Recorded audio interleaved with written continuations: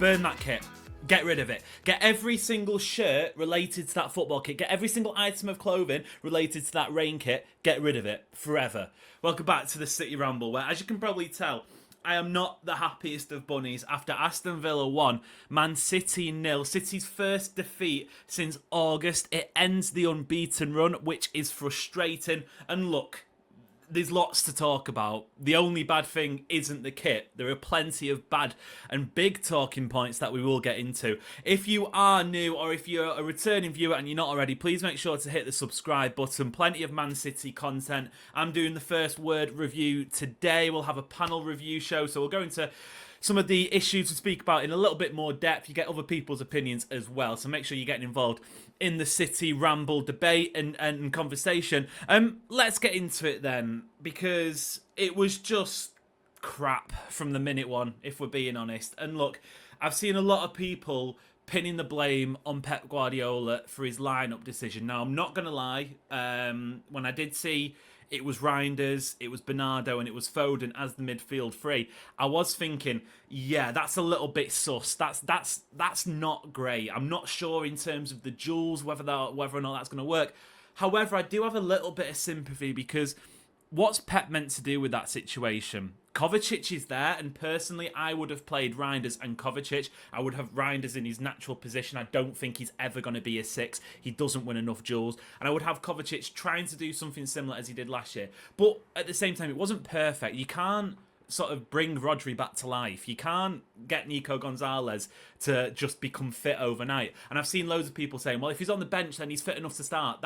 That's not how it works. What would people prefer, right? Genuinely.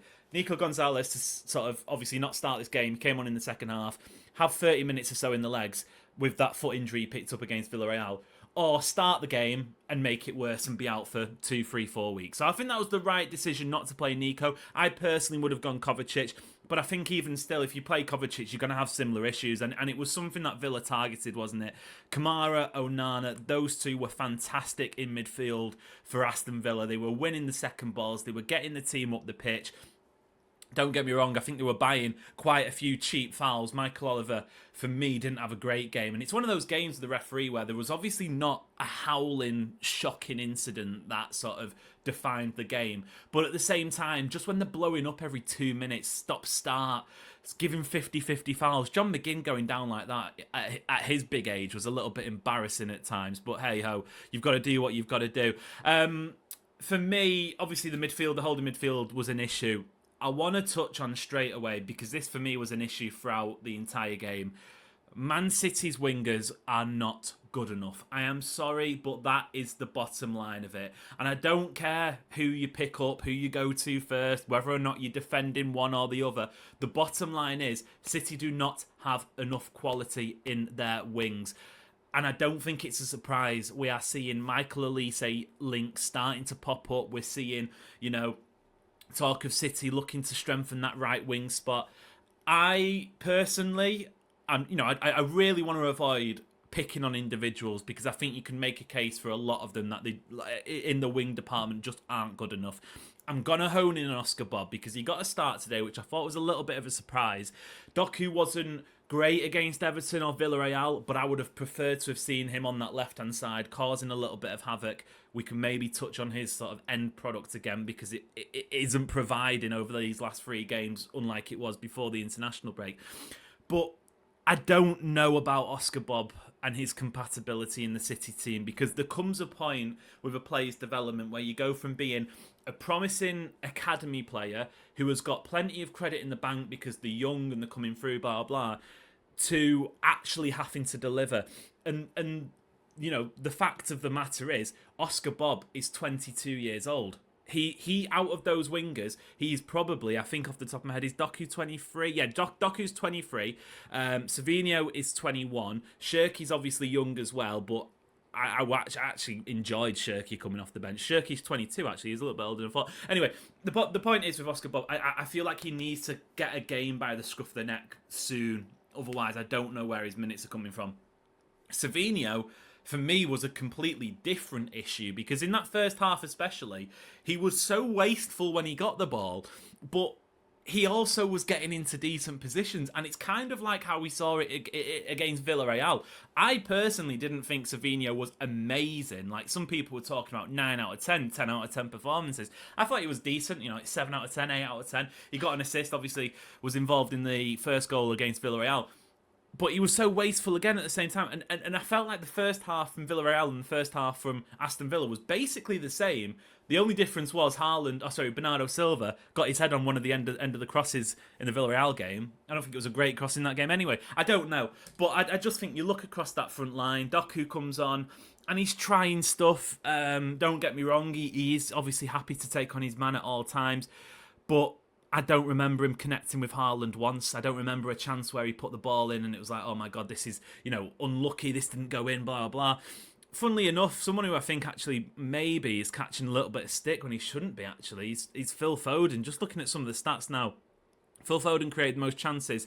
He created 7 chances, the most in the entire match. He had a couple of shots which the Villa defenders, how they were blocking their shots was phenomenal. And don't get me wrong, there was a lot of luck involved. There was that Pau Torres one that I have no idea how he doesn't put that in the back of his own net. He took a swipe at it. He's facing his own goal and somehow it goes over the crossbar.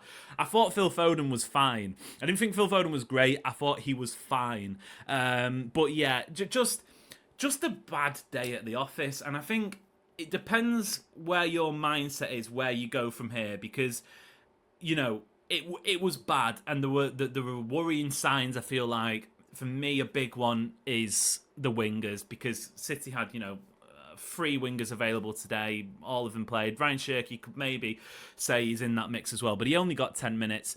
15 minutes. Marmoush came on.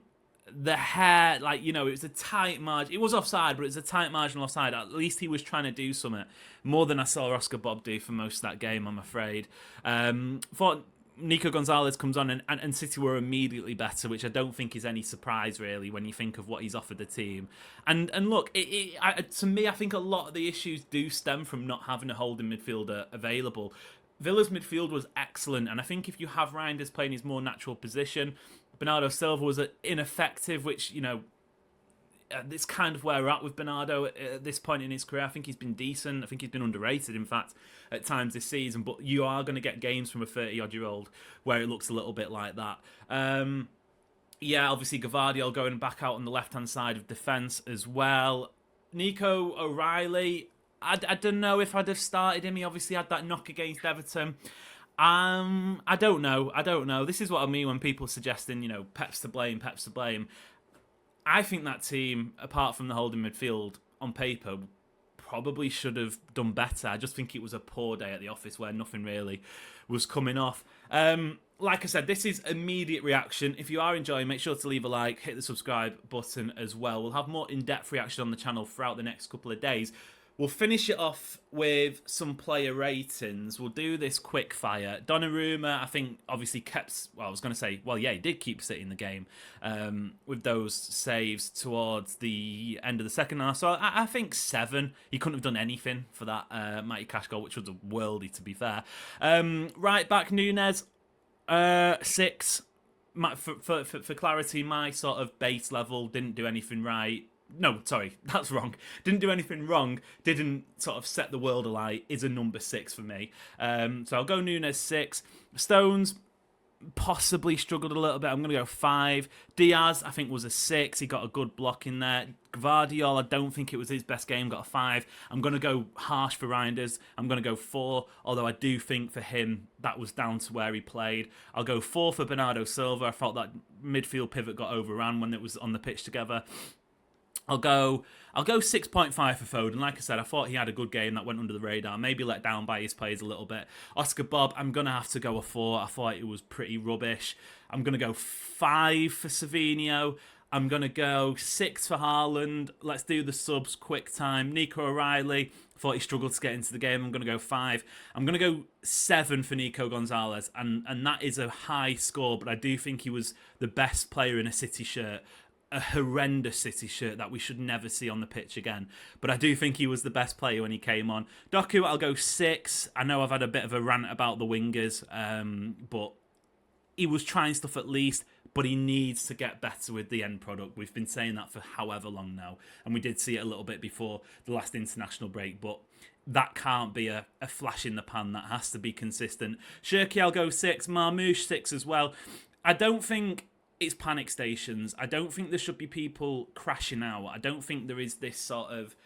It isn't back to square one for City. We have to remember that the last 9 games, of course, there were some shaky spells in those 9 games. You know, second half at Brentford, conceding late against Monaco, etc., etc.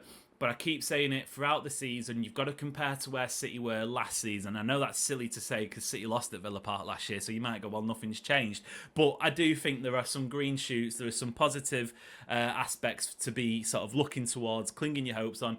Going forward, I want to see Marmoush in the team a little bit more. I think he provides goals and assists, and right now City need that from their forward line. We can't be thinking too much stylistically whether or not Marmoush can give City what they want in terms of control. I want to see someone other than Erling Haaland really get on the score sheet, really get goals. And I want to see Ryan Shirky, if I'm being honest, maybe off that right-hand side, but I think with Nunes, goodness. I think with Nunes on the right-hand side, he can give you that athleticism and the sort of a little bit more in the attacking sense, and Shirky can sort of play in the pockets. I think that could work out well. Maybe it doesn't, I don't know.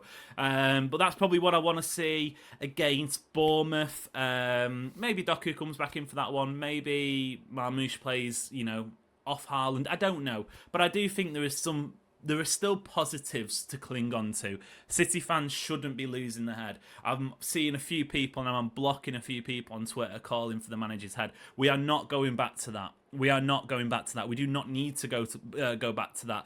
It was a bad day at the office. They happen. Get out your frustration, but on to the next one. Swansea in the League Cup in midweek. Bit of rotation there. Massive, massive games coming up after that. Bournemouth, Dortmund in the Champions League, Liverpool, 3 home games. I want to see 3 wins. Will we get 3 wins? Who knows? If you've enjoyed it, make sure to like, hit the subscribe button, get involved in the City Ramble Discord as well. Link is in the description for that. Until next time, it's been a pleasure, and we'll see you later.